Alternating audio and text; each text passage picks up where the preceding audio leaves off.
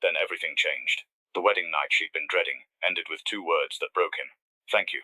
Thank you for not touching me," she whispered, trembling in a robe he'd handed her instead of tearing off. Nora Blake was 24, married to a man twice her age, whose name made prosecutors go silent and CEOs nervous. She'd spent the entire day waiting for the inevitable, for Carver Ross to claim what her uncle had sold him. But when he saw the scars covering her back like a roadmap of hell, everything changed. He didn't ask who did it, he already knew. And by morning, the man who'd spent 40 years building an empire on fear decided to use that power for something he'd never done before. Protection will shatter every assumption you have about power, fear, and what it means to be seen. The wedding ceremony had been small, cold, transactional. 20 people in a courthouse downtown, all of them from Carver's side, except for Griffin Blake, who stood beside his niece with a smile that didn't reach his eyes, and a hand that gripped her elbow just a fraction too tight. Nora wore a white dress someone else had chosen, stood beside a man she'd met exactly once, and spoke vows that tasted like ash in her mouth. Carver Ross barely looked at her during the ceremony. His face was carved stone grey eyes that missed nothing, sharp jaw, silver threading through dark hair, swept back from a forehead that had never learned to soften. He was 48 years old, and built like violence, held perfectly still, like a storm that had decided to wear an expensive suit instead of destroying everything in its path. When the judge pronounced them married, Carver didn't kiss her, just nodded once, turned, and walked out. She followed, because there was nowhere else to go. The estate sat outside Seattle, tucked behind gates and walls, and the kind of security that made statements without saying a word. Inside, everything was pristine. Marble floors, high ceilings, furniture that looked like it had never been used. A house that felt more like a museum than a place where people actually lived. That night, Nora stood in the master bedroom, waiting for what she believed was inevitable. The room had been prepared by hands that weren't hers. Wine on the bureau, dim amber lights, king bed with white sheets pulled back like an invitation she hadn't extended. She wore the white dress still, because no one had told her to change, and she was afraid to make decisions without permission.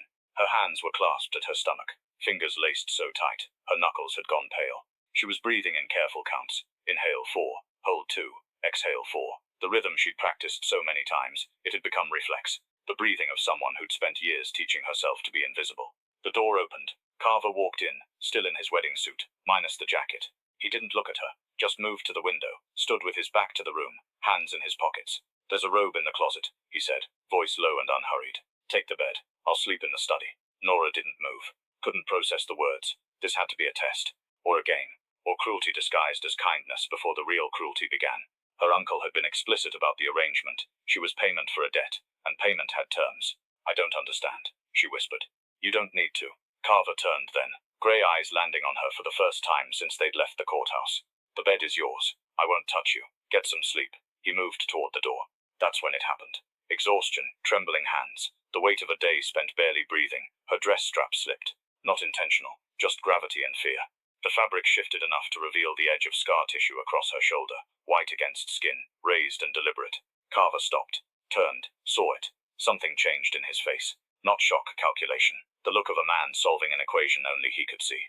Turn around. Not a request. A command. Nora's blood froze. This was it. The moment she'd been dreading since Griffin had told her about the arrangement 3 weeks ago. She turned slowly, heart hammering so hard she thought her ribs might crack. Carver crossed the room. His footsteps were measured, controlled. He reached for the zipper at the back of her dress. She braced for pain, for hands that took, for the inevitability of what men did to women they'd purchased. The zipper slid down. 1 inch, 2, 3. Carver went completely still. The scars began just below the nape of her neck, and ran in layered, overlapping ridges down the length of her back, and across both shoulders. Some were thin and pale, raised like cursive written in skin. Others were wider, darker belt marks that had healed badly. Burn marks in precise circles, patterns that spoke of years, not incidents. Methodical, repeated. Someone had done this over and over, and that someone had been practiced. Carver's hand remained on the zipper, fingers motionless, suspended against fabric. His breath came slow through his nose, controlled the way he always breathed. But something behind his ribs had shifted. Something heavy, something that had no name yet. He withdrew his hand, didn't touch her skin, stepped back, 1 step, 2, and set his hands at his sides, palms open, as though disarming himself of a weapon she couldn't see. "Who did this to you?" His voice was different now, stripped of the controlled authority he normally wore like armor. This was something underneath, something raw. Nora's shoulders drew inward. Small unconscious motion of someone who'd been seen in this position before and knew what came next. Disgust, questions, or the particular silence before being discarded. "Please," she whispered, voice breaking. "Please don't ask me that." It was the first thing she'd said to him all day. Her voice was small, fractured, built from borrowed air. The voice of someone who'd learned that answering certain questions led to certain consequences. Carver looked at her, shaking back, at the roadmap of pain carved into her skin, at the way she stood there exposed and braced for impact. And something inside him that had been dormant so long he'd forgotten it existed began to stir.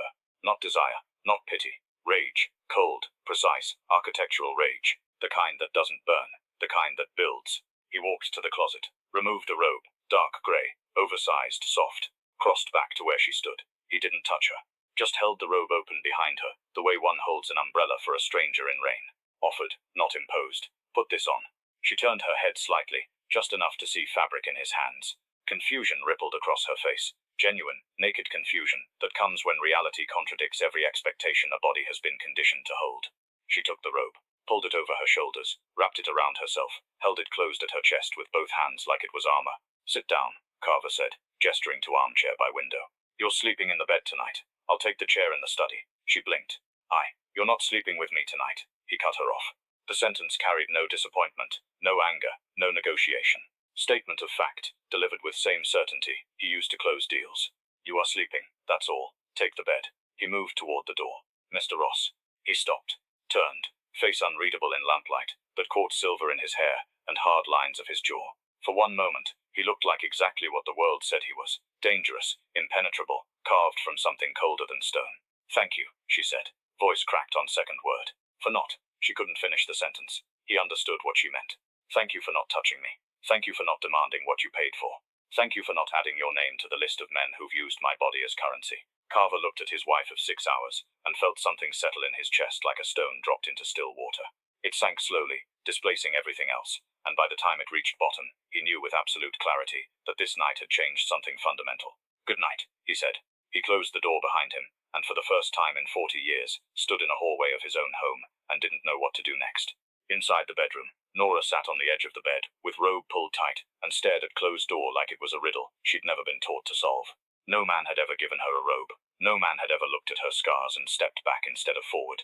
No man had ever said good night, and meant only that. She pulled knees to chest, pressed face into soft fabric that smelled like cedar, and something warmer.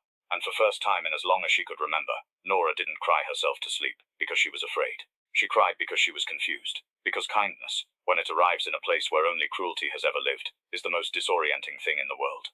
3 days passed. Carver watched his wife the way he watched enemies from distance, without announcing his attention, cataloguing every detail. He watched her at breakfast, where she sat at the far end of the long dining table, and ate so carefully that each bite seemed calculated to produce the least possible sound.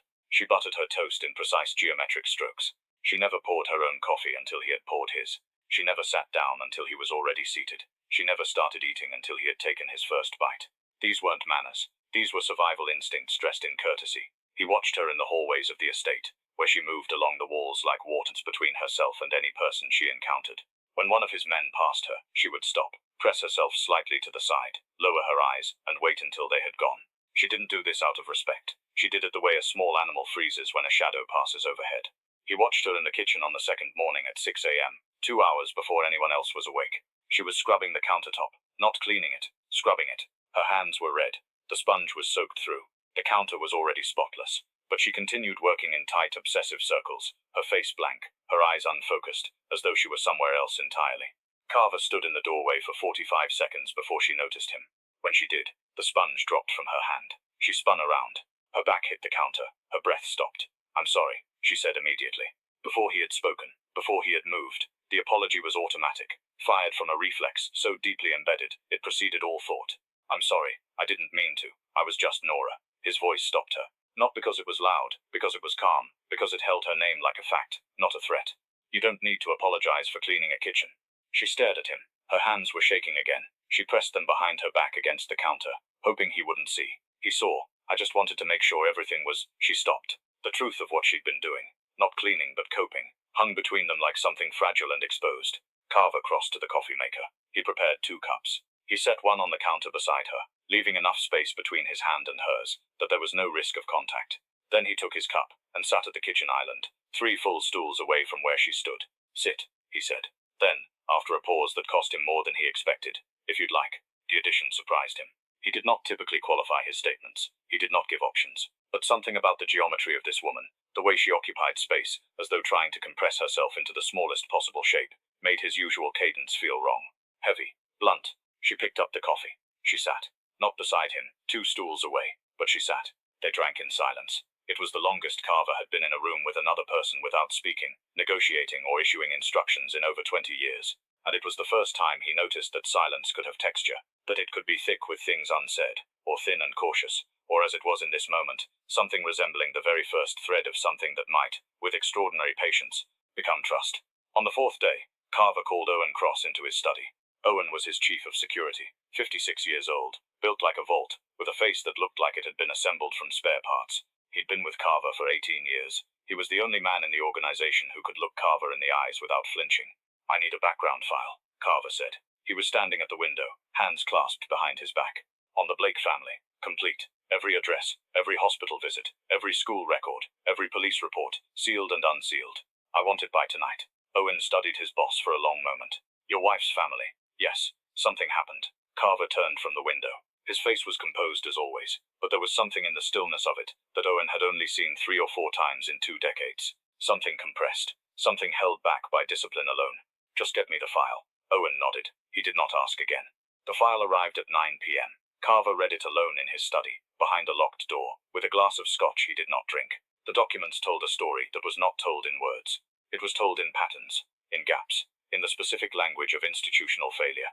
Nora Blake had been admitted to the emergency room 7 times between the ages of 11 and 19. The first visit listed the cause as a fall from a bicycle. The second, a staircase. The third, another fall. By the 4th visit, the attending physician had noted in a margin, handwritten, small, a detail that should have saved a child, and didn't, that the injuries were inconsistent with the stated cause. No investigation was opened. No follow-up was recorded. Her parents had died in a car accident when she was 9. After that, her uncle Griffin Blake had taken custody. Raised her alone. Raised was a generous word. The school records showed chronic absences. The medical records showed escalating injuries. The police records showed nothing, because no one had ever called.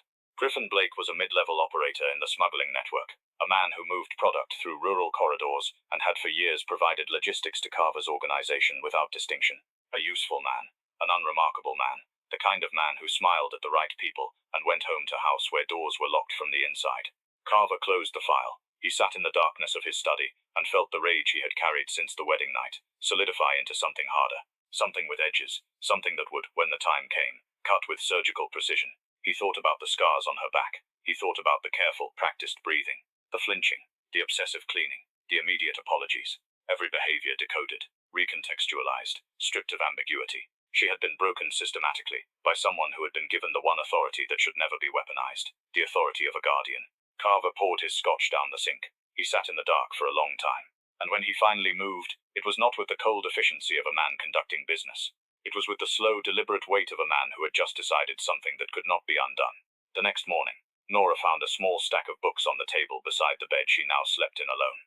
There was no note, no explanation, just 5 books carefully chosen, spines uncracked. 2 novels, a collection of poetry, a travel memoir about walking through Tuscany, and a cookbook, not instructional, but the kind that was more memoir than recipe. The kind that told stories through food. She touched their spines. She did not pick them up. She did not know what they meant. She did not know if they were a gift or a test. In her experience, things given freely were debts in disguise. But she looked at them for a long time. And later that afternoon, when the house was quiet, she took the cookbook to the garden bench and opened it in the sun. For 20 minutes she read about a woman in Provence who made lavender honey while mourning her husband. And Nora did not realize she was smiling until the wind moved her hair across her face and broke the spell. She closed the book quickly. She looked around as though someone might have seen. No one had, except Carver, who was watching from the window of his study, his face expressionless, his chest tight with something he did not yet have the vocabulary to name. 2 weeks into the marriage, Griffin Blake called. Carver took the call in his study. He listened for 3 minutes. His face did not change. When the call ended, he set the phone down and remained still for a long time. Griffin wanted to visit. He wanted to see his niece. He framed it as paternal concern. He used phrases like, making sure she's settled, and just checking in on her. His voice was warm, reasonable, practiced. The voice of a man who had spent a lifetime constructing a version of himself that other people found acceptable. Carver agreed to the visit, not because he wanted to, because he needed to see it. He needed to see what Griffin Blake looked like standing in the same room as the woman whose back he had turned into a canvas of suffering. He needed to watch, he needed to measure, and then he needed to decide. That night, for the first time, Nora knocked on his study door at 8 p.m. and asked if he wanted tea. He did not want tea.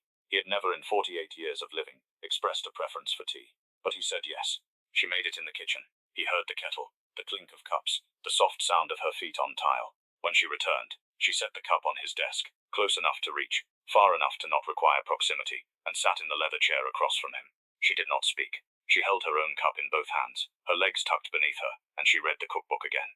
She had moved on to a chapter about a grandmother in Oaxaca, who made mole for 40 people every Sunday, and the description of chocolate melting into chili paste made her lips move slightly, unconsciously, as though she were tasting the words. Carver pretended to work. He watched her read. He noticed that her shoulders were down. Her breathing was even. Her feet were bare, tucked beneath her, which meant she had removed her shoes somewhere between the kitchen and this room, which meant she had done something she had never done in this house before. She had made herself comfortable. The significance of bare feet, of relaxed shoulders, of a woman reading in a room with a man she had once been terrified to look at. These were small things. To anyone else, they would have been nothing. To Carver Ross, they were a language, and he was only beginning to learn it. Griffin Blake arrived on Saturday afternoon, in a grey suit that was slightly too large, and shoes that were slightly too polished. He was a compact man, 5'9", with thinning hair combed carefully across his scalp, and a smile that appeared on command, wide and empty, the kind of smile that existed to fill silence. Carver met him in the foyer. They shook hands. Griffin's grip was firm and eager, the grip of a man who wanted to be perceived as substantial. Carver, Griffin said, using the first name deliberately, an attempt to establish familiarity where none existed. Beautiful home, truly. I can see why you. She's in the garden, Carver said. The smile flickered, adjusted, held. Wonderful. She always did love being outside, even as a little girl. Couldn't keep her indoors. He laughed. The sound was hollow. Carver said nothing. He led Griffin through the house. They found Nora on the garden bench. She was reading the cookbook. She'd been reading it every afternoon for 3 days, sitting in the same spot, in the same position. And Carver had noticed that each day she sat a little more comfortably, a little less like someone waiting to be interrupted. She heard their footsteps on the stone path, and looked up. The book fell from her hands. It was not a dramatic gesture. It was not a choice. The book simply left her fingers, because every muscle in her body had locked simultaneously. Her face, which had been soft and open in the afternoon light, collapsed into something flat and rigid. Her eyes went wide, then narrow, then somewhere far away. Her shoulders drew up toward her ears. Her hands pressed flat against her thighs. She stood. Dad, she said. One word, one syllable. And in that syllable, Carver heard everything the file had told him, and everything it had left out. He heard the particular pitch of a voice calibrated to avoid provocation. He heard submission layered over terror, layered over something older and deeper. The exhaustion of a person who has been afraid for so long that fear has become indistinguishable from identity. There she is, Griffin said, and he moved toward her with his arms open. Nora did not step back. She did not flinch. She stood perfectly still, and allowed her father to embrace her, and the embrace looked normal, warm even, except that her arms did not rise. They stayed at her sides. Her hands remained flat against her legs. Her body was rigid inside the circle of his arms, like a mannequin being held by a living man. Carver watched. He watched the way Griffin's hand rested on the back of her neck, casually, proprietarily, the way one holds a dog's collar. He watched the way Nora's breathing went shallow and rapid, the moment that hand made contact. He watched the way her eyes over her father's shoulder found Carver's face, and held it, not with a request, not with a plea, but with the blank, dissociated stare of someone who had gone somewhere else inside herself. Griffin released her. He held her at arm's length, hands on her shoulders, and looked at her with an expression that mimicked tenderness, so precisely that anyone watching would have believed it. You look well, he said. Healthy. I did like a blade between ribs. Subtle, precise, wrapped in concern. Nora's chin dropped half an inch. Her posture, already rigid, became smaller. I'm eating fine, she said. Good, good. Griffin turned to Carver with the smile again. She was always a picky eater. Drove me crazy. You know how girls are. Carver looked at Griffin Blake. He did not smile. He did not nod. He looked at him the way he looked at men who were about to discover the precise cost of underestimating him, with the absolute stillness of a predator who has already decided and is simply choosing the moment. Let's go inside, Carver said. We'll have lunch. Lunch was served in the dining room. Griffin sat at one end, Nora in the middle, Carver at the other end. The configuration was deliberate. Carver wanted to watch them both. Griffin talked. He talked about business, about the weather, about a fishing trip he was planning. He told stories about Nora as a child, charming, rehearsed anecdotes that painted a picture of a loving, if imperfect, single father, doing his best. He laughed at his own stories. He touched Nora's hand across the table when he referenced her, a gesture meant to look affectionate. Each time he touched her, her fork stopped moving. Each time he said her name, her shoulders rose a fraction of an inch. Each time he told a story about her childhood, something behind her eyes went dark, as though a light were being switched off, room by room inside a house she could not escape. Carver ate in silence. He spoke when spoken to. He gave nothing away. But his attention never wavered, and the architecture of his rage continued to build, floor by floor, corridor by corridor, until it was a structure so vast and so precise that it could have housed a city. After lunch, Griffin asked to speak with Nora alone. "Just 5 minutes," he said. "Father-daughter business. You understand." Carver looked at Nora. She was staring at the table. Her hands were in her lap. She had not looked up since the request was made. "Of course," Carver said. He stood. He buttoned his jacket. He walked to the door, and then he stopped. He did not turn around. He stood in the doorway, his back to the room, and he said the words with such quiet precision that they carried the weight of a verdict. "Owen will be outside the door. If you need anything, Nora, you only need to say so." The room went silent. Griffin's smile faltered. For one brief, unguarded moment, something crossed his face. Not fear exactly, but recognition. The recognition of a man who has just realized he's not in the room with someone he can manage. Carver left. He walked to his study. He sat behind his desk. He waited. 7 minutes later, the door to the dining room opened. Footsteps. Griffin's voice in the foyer, loud and jovial, saying goodbye to no one in particular. The front door. A car engine. Gravel. Silence. Carver walked to the dining room. Nora was standing by the window. Her back was to the door. Her arms were wrapped around herself. She was shaking, not crying, not speaking, just shaking as though her body were trying to expel something it had been holding for most of her life. He stood in the doorway. "Nora." She did not turn. "He won't visit again," Carver said. She turned now. Her face was streaked with tears she had not made a sound producing. Her eyes were red, raw, furious in a way he had not seen before. Not at him, not at anyone in the room, but at something vast and systemic and years deep. Something that could not be fixed with a single sentence. "You don't know what he—" "I know," Carver said. 2 words, spoken without drama, without elaboration, without the need to prove or explain. "I know." Nora stared at him. Something in her face changed. The fury did not disappear, but it shared space with something else now. Surprise, confusion, and the very first tentative filament of relief. The kind of relief that comes not from being saved, but from being believed. "You know," she repeated. Flat, testing. "I know what he did to you. I know how long it went on. And I am telling you with absolute certainty that he will not be permitted in this house again." She opened her mouth, closed it, her hands unclenched. The shaking slowed. "Why?" she asked. Her voice was barely audible. "Why would you care?" It was the most honest question anyone had asked Carver Ross in years. And for a moment, he did not have an answer. Not because he didn't care, but because the word care felt insufficient, imprecise, too small for the thing that had taken root in his chest since the night he had seen her scars. He looked at her for a long time. "Because what was done to you was not your fault," he said, "and it should have been stopped by someone with the power to stop it. That person was not there then. I am here now." Nora pressed her hand against her mouth.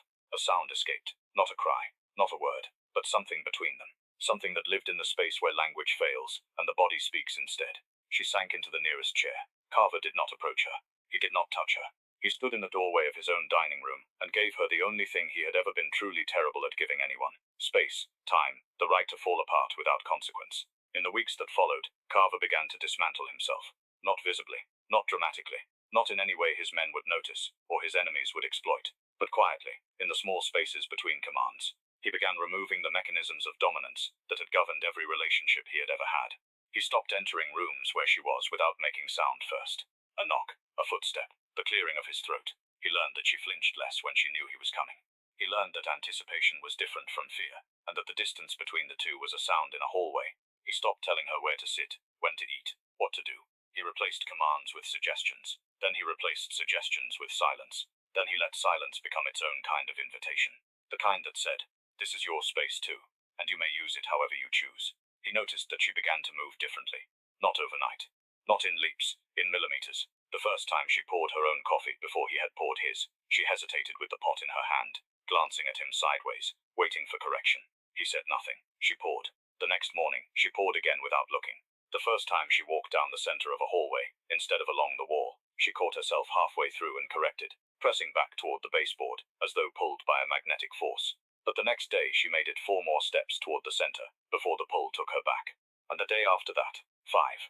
He watched these small victories the way a man might watch a plant he had been told was dead, begin to produce a single green leaf with stillness, with attention, with the understanding that growth at this scale required not intervention, but witness. One evening, 3 weeks after Griffin's visit, Nora appeared in the doorway of Carver's study. She was standing in a way he had not seen before. Not pressed against the frame, not braced for dismissal, but simply standing, her weight evenly distributed, her hands at her sides. "Can I ask you something?" she said. He set down the contract he'd been reading. "Yes." She looked at the floor, then at the window, then back at him. "Why haven't you touched me?" The question sat in the room between them. It was not an invitation. It was a genuine inquiry, delivered with the confused sincerity of someone who had been taught that physical contact was a currency owed, and who could not understand why the debt had not been collected.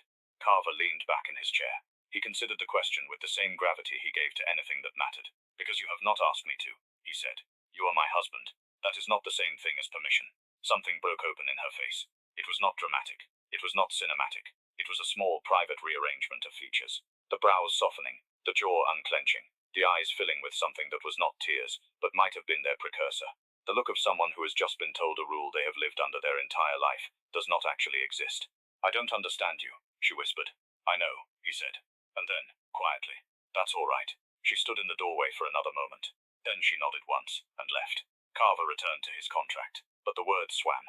The clauses blurred. He sat for a long time, staring at nothing, and he felt the architecture of his life, the carefully constructed fortress of control and indifference, develop its first crack. Not from attack, from tenderness, which he was beginning to learn, was infinitely more destructive. A week later, Owen came to him with an update.